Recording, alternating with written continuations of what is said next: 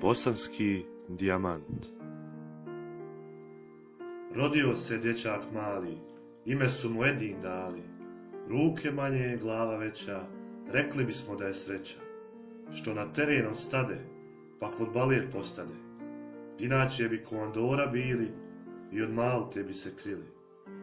No krenimo iz početka, jer je ovo priča rijetka. Iz Sarajeva dječak kreće, rekoše mu da uspjet neće.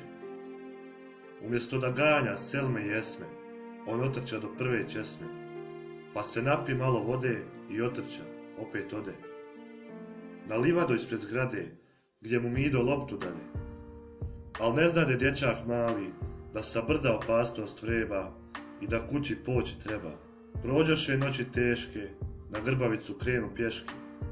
Svaki dan trening novi, ostvaruju se dječački snovi. Drugovima pozdrave šalje, kaže moram ići dalje. Zove njega zemlja Češka, on se sada samo smješka. Iz teplica pismo piše, reći ću vam malo tiše. Neću vas sekunde lagat, u Njemačku me zove Magat.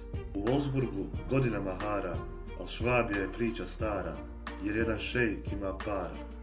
U Manchesteru hoće džeku, al kako preći Rajnu rijeku.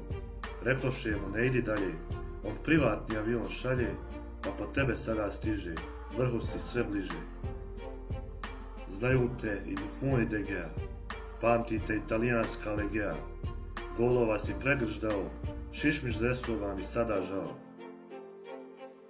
Skoknuo si i do Rima, pa dobio maršala sina. Una je već cura prava, al nije život lopta i trava. Već Amra i djeca kući, i Dani što loptu šuta tuči. Bosna je domovina jedina, i ne pitaj zašto voli Medina. Na pitanje to odgovora nema, jer jedna stvar nije dilema. Najbolji je napadač svijeta, to već zna cijela planeta. Lopte dijeli, golove broji, da li je moguće ljudi moji?